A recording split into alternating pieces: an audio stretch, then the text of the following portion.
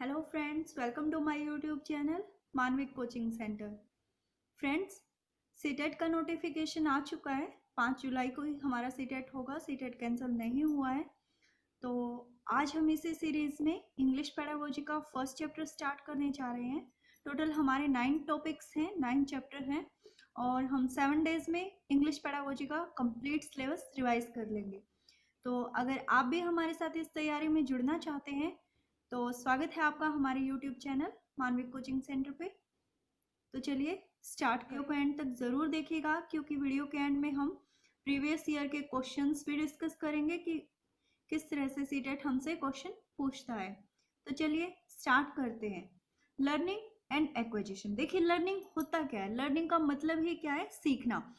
तो learning basically है क्या? Represent the active response of any situation. ठीक है, हम किसी भी सिचुएशन के प्रति अपना जो एक्टिव रिस्पॉन्स देते हैं, ठीक है, वही हमारे क्या है? लर्निंग है। वही हमारा क्या है? अधिगम है।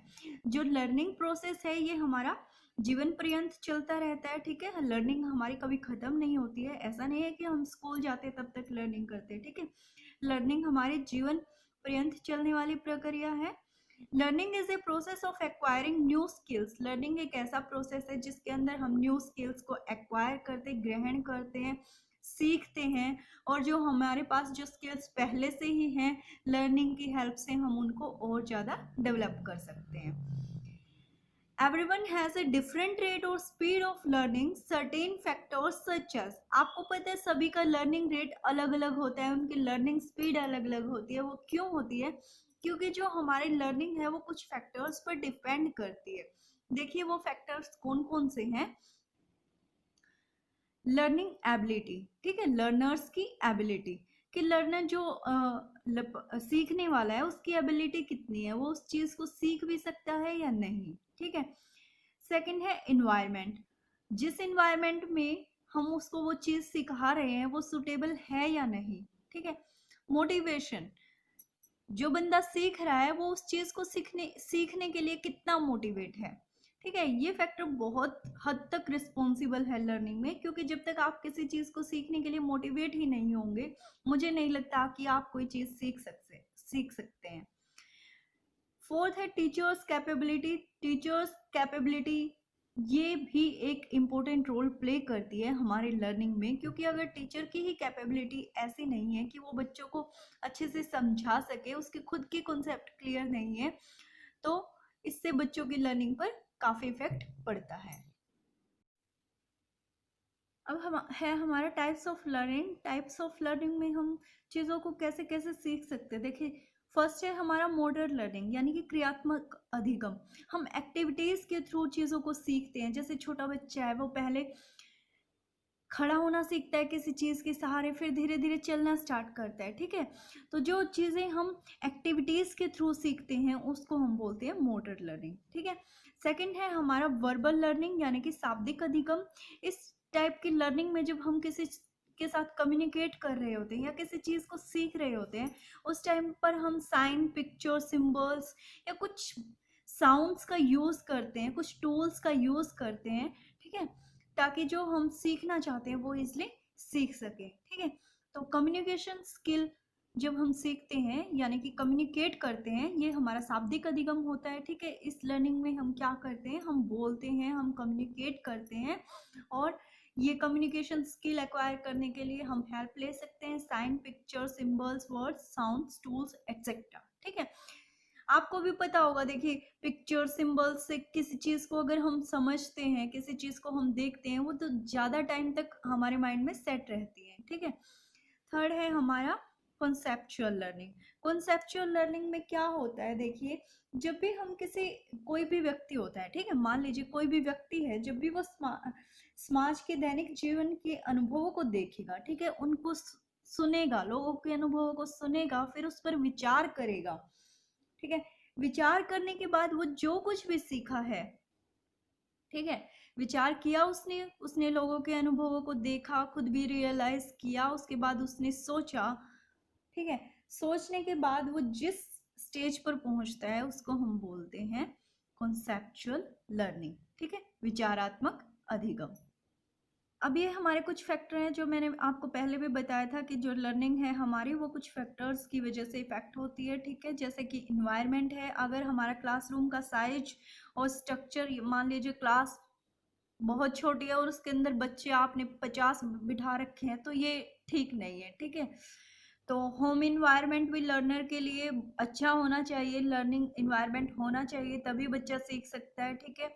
लर्नर की अटेंशन, उसकी विल पावर कितनी है, ये चीज़ भी बहुत मैटर करती है, ठीक है। लर्नर का एप्टीट्यूड या इंटरेस्ट कैसा है उसका सब्जेक्ट को सीखने के लिए। ऐसा ना हो कि हम उसको मैथ सिखाने बैठे हैं पर वो पहले से ये बोल रहा है नहीं मैं तो मैथ सीख ही नहीं सकता, ठीक है। तो ऐसे नहीं सीख पाएगा वो। उसका एप्टीट्यूड, उसका एटीट्यूड सब्जेक्ट को लेके, उसका इंटरेस्ट भी अच्छा होना चाहिए, ठीक है। लर्नर की एफिशिएंसी, मेंटल कैपेसिटी भी इफेक्ट डालती है लर्निंग पर, ठीक है।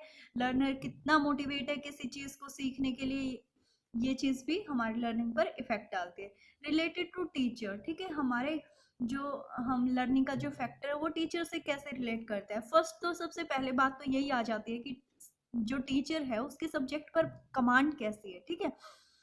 उसका कम्युनिकेशन स्किल कैसी है, उसकी पर्सनैलिटी कैसी है, उसका लर्नर्स के प्रति, जो सीखने वाले हैं उनके प्रति एटीट्यूड कैसा है, स्टूडेंट्स के प्रति उनका बिहेवियर कैसा है। क्योंकि आपने भी देखा होगा अगर कोई टीचर ज़्यादा डांटता है तो बच्चे उससे क्वेश्चंस कम पुट अप करते हैं, है ना।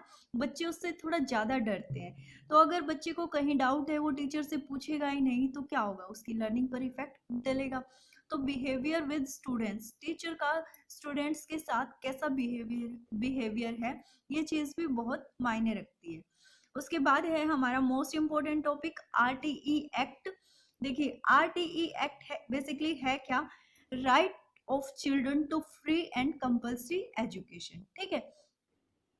ये एक्ट 4 अगस्त 2009 को पारित किया गया था। इस एक्ट में बच्चों से रिलेटेड बातें की गई थी। बच्चों के बारे में कहा गया था कि 6 से 14 साल के बच्चों को हमें कंपलसरी फ्री एजुकेशन देना है, ठीक है। हमें सभी बच्चों को स्कूल में लेकर आना है, उनसे कोई भी बच्चा मतलब काम पर नहीं होना चाहिए, सभी बच्चों को ये एजुकेशन लेनी ही लेनी है, ठीक है। और इस एक्ट में मतलब बच्चों के बारे में इतना सोचा गया था, कहा गया था कि उन्हें कभी भी फेल नहीं करना है, ठीक है। उन्हें पनिशमेंट नहीं देनी है, ठीक है। कोई भी फिजिकल पनिशमेंट या मेंटल हरासमेंट हमें नहीं देनी है बच्चों को। बच्चों के लिए हमें चाइल्ड फ्रेंडली इन्वायरमेंट क्रिएट करना है ताकि बच्चे खुशी खुशी स्कूल आए और एजुकेशन ले सकें, ठीक है। तो आरटीई एक्ट बेसिकली क्या था, right of children to free and compulsory education 6 to 14 years. अब है हमारा कॉन्सेप्ट ऑफ एक्विजिशन। देखिए एक्विजिशन वर्ड ही इंपॉर्टेंट है। एक्विजिशन का मतलब होता है एक्वायर करना, तो ये बहुत इंपॉर्टेंट वर्ड है। यहीं से क्वेश्चन निकल के आ जाता है सीटेट में बड़े ही इजीली, ठीक है। वो आपसे पूछ लेता है कि नेटिव लैंग्वेज क्या की जाती है, लर्न की जाती है, रूल्स के द्वारा सीखी जाती है, ठीक है, या एक्वायर की जाती है, ठीक है। आप उसे नेचुरली एक्वायर करते हैं, तो आपको पता होना चाहिए, ठीक है।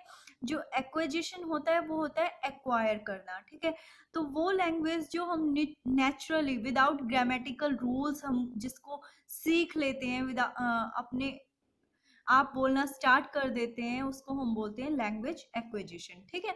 In this process human acquires language from natural environment. Natural environment से वो चीज़ों को सीखता है, उन्हीं वर्ड्स को अंडरस्टैंड करता है जो उसके साथ, जैसे बच्चा है, ठीक है, जैसे छोटा बच्चा है, माँ उसके साथ अगर इंग्लिश में कम्युनिकेट कर रही है तो बच्चा भी इंग्लिश में कम्युनिकेशन स्टार्ट कर देगा, क्योंकि उसको इन्वायरमेंट ऐसा मिला, ठीक है। उसने अपने मदर से क्या किया, इंग्लिश को सीखा और उसने इंग्लिश बोलना स्टार्ट कर दिया। तो यहाँ पर उसने एक्विजिशन किया है, ठीक है, एक्वायर किया है लैंग्वेज को, ठीक है। तो लैंग्वेज एक्विजिशन क्या होता है, नेचुरली इन्वायरमेंट से वो क्या करता है, वर्ड्स को अंडरस्टैंड समझना स्टार्ट कर देता है और बोलना भी स्टार्ट कर देता है, ठीक है। अब कुछ कॉन्सेप्ट हैं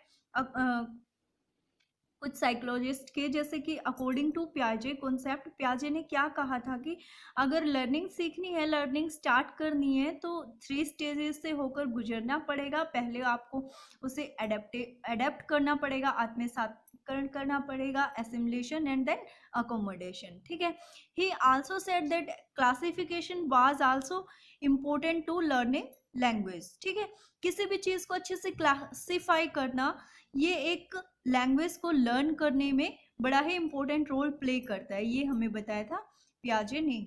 ठीक है, उसके बाद हम देखते हैं अकॉर्डिंग टू चॉम्स्की ने क्या कहा था। देखिए, उन्होंने कहा था कि हर एक बच्चे के पास एक ऐसी कैपेसिटी होती है कि वो लैंग्वेज के रूल्स को अंडरस्टैंड कर सकता है, सिंपली जो सिंपल वर्ड्स हैं, सिंपल वैकैब को एक्वायर कर सकता है। ठीक है, उन्होंने अपनी बुक थी, एक उनकी बुक थी review of Skinner's verbal behaviour, जिसमें उन्होंने कहा था कि बच्चों के अंदर जो ये लैंग्वेज एक्विजिशन की जो क्षमता होती है ये जन्मजात होती है। ठीक है, LLD लैंग्वेज लर्निंग डिवाइस, और उन्होंने क्या कहा था कि जो LLD है ये लैंग्वेज को लर्न करने में हेल्प करते हैं, उसको अंडरस्टैंड करने में हेल्प करते हैं। वाइगोत्स्की ने देखिए क्या कहा था। वाइगोत्स्की का कहना था कि बच्चे भाषा को समाज के साथ संपर्क से ही सीखते हैं। ठीक है, उनका कहना था कि जो लैंग्वेज है वो सोशल इंटरेक्शन से ही सीखी जाती है। सोशल इंटरेक्शन का एक बड़ा ही इम्पोर्टेंट रोल है लैंग्वेज डेवलपमेंट में। ठीक है, तो जहाँ पर भी सोशल इंटरेक्शन से रिलेटेड आपसे कोई क्वेश्चन पूछे तो समझ जाइएगा कि ये वाइगोत्स्की ने कहा था, या वाइगोत्स्की का कॉन्सेप्ट पूछे तो ध्यान रखिएगा कि सोशल इंटरेक्शन को ढूंढने की या उससे रिलेटेड कुछ वर्ड्स को ढूंढने की ट्राई कीजिएगा। जब आप क्वेश्चन सोल्व करें तो आपका क्वेश्चन इजिली सोल्व हो जाएगा। ठीक है, अब कुछ इंपॉर्टेंट पॉइंट्स है, मतलब कुछ बेसिक पॉइंट्स है जो हमने क्वेश्चन से ही देखे हैं। ठीक है, इससे ये हमें ध्यान रखने हैं कि क्योंकि क्वेश्चन इन्हीं के आसपास बनता है। ठीक है, इन्हीं वर्ड्स के अराउंड क्वेश्चन हमारा बन जाता है। ठीक है, 1600 लैंग्वेजेस हैं अभी तक हमारे पास, और 720 डेलीगेट्स हैं, यानी कि भाषाएं, बोलियां हैं। बाईलिंग्विज्म एंड पॉलीगॉट्स क्या होते हैं। देखिए, बाईलिंग्विज्म का मतलब होता है ऐसा पर्सन जो 2 लैंग्वेज स्पीक कर सकता है, और पॉलीगॉट्स होते हैं जो 5 से 10 भाषाएं जानता हो। अब ये हमारे कुछ इम्पोर्टेंट वर्ड्स हैं जिनको हमें ध्यान रखना है, क्योंकि बेसिकली इन्हीं वर्ड्स के अराउंड हमारा क्वेश्चन बन जाता है। ठीक है, तो ये प्रीवियस ईयर के क्वेश्चन से ही हमने कुछ वर्ड चुरा के यहाँ लिखे हैं। ठीक है, तो चलिए इनको डिस्कस करते हैं। देखिए, बायलिंग्विज्म या पॉलीगॉट्स क्या होते हैं। बायलिंग्विज्म होता है एक ऐसा पर्सन जो 2 लैंग्वेज स्पीक कर सकता है, जो 2 भाषाएं जानता है, और पॉलीगॉट्स होते हैं जो 5 से 10 लैंग्वेज को जानता है। ठीक है, 5 से 10 लैंग्वेज वो इजिली स्पीक कर सकता है। मल्टी लैंग्वेजिज्म होता है जो बहुभाषी। ठीक है, बहुभाषी अगर आपकी कक्षा में कोई बहुभाषी बच्चा है तो आपको उसे एज ए रिसोर्स ट्रीट करना है। ठीक है, उसको बाधा नहीं समझना है, आपको उसे एज ए अपॉर्चुनिटी लेके चलना है कि आप भी उससे कुछ सीख सकते हैं। ठीक है, और कुछ वर्ड्स हैं जैसे mother tongue, natural language, native language या वर्नाकुलर। ये सभी क्या है, ये सभी वर्ड जहां भी आ जाएं तो आप समझ जाइएगा कि यहाँ इस केस में लैंग्वेज क्या होगी, एक्वायर होगी। क्योंकि मदर टंग क्या है, हमारी मातृभाषा हम जहाँ जिस एरिया में रहते हैं वहाँ की मातृभाषा हमें लर्न करने की ज़रूरत नहीं है, हम इसलिए सीख जाते हैं। ऐसे ही नेचुरल लैंग्वेज, नेटिव लैंग्वेज भी वही होता है हमारा। वर्नाकुलर लैंग्वेज, वर्नाकुलर का मतलब भी अक्षेत्रीय भाषा ही होता है, तो अक्षेत्रीय भाषा भी हम इजिली एक्वायर कर लेते हैं। ठीक है, जिस भी क्षेत्र में हम रहते हैं वहाँ की भाषा हम एक्वायर कर लेते हैं, और इसको हम लैंग्वेज फर्स्ट भी बोल सकते हैं। लैंग्वेज फर्स्ट होती है वो हमेशा एक्वायर की जाती है। ठीक है, और लैंग्वेज 2 हमेशा लर्न की जाती है। अब कुछ वर्ड्स हैं, इनको देख लीजिए फटाफट। फोनेम्स क्या होते हैं। फोनेम्स स्मॉलेस्ट यूनिट होती है लैंग्वेज की। ठीक है, जैसे कि ABC। ठीक है, इनका अपना खुद का कोई मीनिंग नहीं होता है, ये जस्ट एक सेल्फ मतलब साउंड होती है जिनको हम बाद में जोड़ के क्या बनाते हैं, वर्ड्स बनाते हैं। फोनोलॉजी क्या होता है। फोनोलॉजी होता है साउंड पैटर्न की स्टडी करना, उनके मीनिंग की स्टडी करना। ठीक है, फोनोलॉजी के अंदर हम क्या करते हैं, study of sound pattern and meaning. उसके बाद है morpheme. Morpheme smallest unit of words, they provide a specific meaning. ठीक है, ये स्मॉलेस्ट यूनिट होती है वर्ड्स की। ठीक है, जिनका अपना एक मीनिंग होता है। जब भी बच्चा सीखना स्टार्ट करता है, ठीक है, एक्वायर करना स्टार्ट करता है लैंग्वेज, तो वो क्या सीखेगा, पहले फोनेम सीखेगा यानी कि साउंड सीखेगा। ठीक है, ABC ये सब चीजें। ठीक है, उसके बाद क्या सीखेगा वो, स्मॉलेस्ट वर्ड्स यानी कि मॉर्फिम पर पहुंचता है वो। ठीक है, पहले फोनेम फिर मॉर्फेम। उसके बाद है हमारा सिमनेटिक्स। सिमनेटिक्स के अंदर क्या होता है, the study of meaning in a language conveyed by words, phrases and sentences is called सिमनेटिक।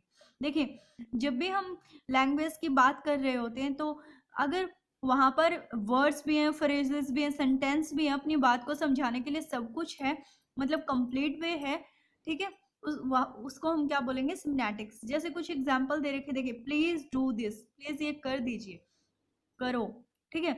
मानविक goes to school, मानविक school जा रहा है, ठीक है। तो यहाँ पर हमारा सब कुछ है, ग्रामेटिकल रूल्स भी हैं, एक सेंटेंस भी बन रहा है, तो ऐसे केस को हम क्या बोलते हैं, सेंटेंसेस। ये जो सेंटेंस हम लिखते हैं उसके स्ट्रक्चर को रेफर करता है, बेसिकली क्या बताता है हमें, इसके अंदर हम क्या करते हैं, रूल्स की स्टडी करते हैं। जैसे कि इंग्लिश में करते हैं ऑब्जेक्ट, हेल्पिंग वर्ब, वर्ब, ठीक है, फिर सब्जेक्ट, ठीक है, तो मतलब रूल की स्टडी करना, ठीक है। एलिप्सिस क्या होते हैं, ये 3 डॉट का साइन आपने देखा होगा, ठीक है। इसको पंक्चुएशन मार्क भी बोलते हैं। जैसे कई बार हमारा कोई टॉपिक है, हम उसको शॉर्ट में समझा के ये 3 डॉट का सिंबल लगा देते हैं कि आगे भी है या आगे अभी कंप्लीट नहीं हुआ है, ठीक है। लैंग्वेज 1 और लैंग्वेज 2 मैंने आपको बता दिया। लैंग्वेज 1 हमारी मदर टंग होती है, नेचुरल लैंग्वेज होती है, वर्नाकुलर होती है, इसको हम हमेशा एक्वायर करते हैं, और लैंग्वेज 2 को हम हमेशा लर्न करते हैं, ठीक है। जो इंडिया के अंदर हिंदी लैंग्वेज एक ऑफिशियल लैंग्वेज है, बट अगर एसोसिएटेड ऑफिशियल लैंग्वेज की बात की जाए तो वो क्या है, हमारी इंग्लिश, ठीक है। According to NCF 2005 in India, English is a global language, ठीक है। अगर वो आपसे क्वेश्चन में एनसीएफ के अकॉर्डिंग पूछता है तो इंडिया के अंदर जो इंग्लिश है वो एक ग्लोबल लैंग्वेज है, बट अगर वो सीधा क्वेश्चन पूछता है कि इंडिया के अंदर इंग्लिश क्या है, तो वो एक सेकेंड लैंग्वेज है। आइए अब इस टॉपिक से रिलेटेड कुछ क्वेश्चंस देखते हैं। ये बहुत पुराना पेपर है मेरे पास। देखिए इसमें क्या क्वेश्चन पूछा गया है, language is a tool because, language एक टूल की तरह है क्योंकि इससे हम क्या करते हैं, कम्युनिकेट करते हैं, ठीक है जी, प्रोसेसिंग आइडियाज, सोच सकते हैं, ठीक है, use for thinking, conveying for ideas. देखिए वैसे तो सभी सही ही लग रहे हैं, बट मोस्ट अप्रोप्रिएट चुनना है हमें, तो ये क्या होगा, कन्वेइंग आइडियाज, ठीक है। Children can best learn a language when they are, ठीक है। अब देखिए टीचर भी अच्छा होना ज़रूरी है, ठीक है, उसके अंदर हैबिट होना भी, उसकी टेक्स्ट बुक भी ठीक होनी चाहिए, बट हमें सबसे अच्छा ऑप्शन चुनना है, तो क्या आएगा, मोटिवेशन। जब तक लर्नर मोटिवेट नहीं होगा तब तक वो सीख नहीं सकता है, ठीक है। ऐसे ही हम एक और क्वेश्चन देख लेते हैं।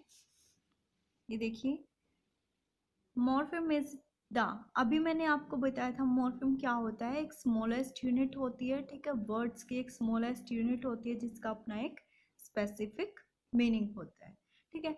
तो ऐसे इसी तरह से इस टॉपिक से इजी से क्वेश्चंस पूछे जाएंगे, बस एक बार आप इसको ध्यान से रीड आउट कीजिएगा। आई होप आपके सारे क्वेश्चन अटेम्प्ट हो जाएंगे।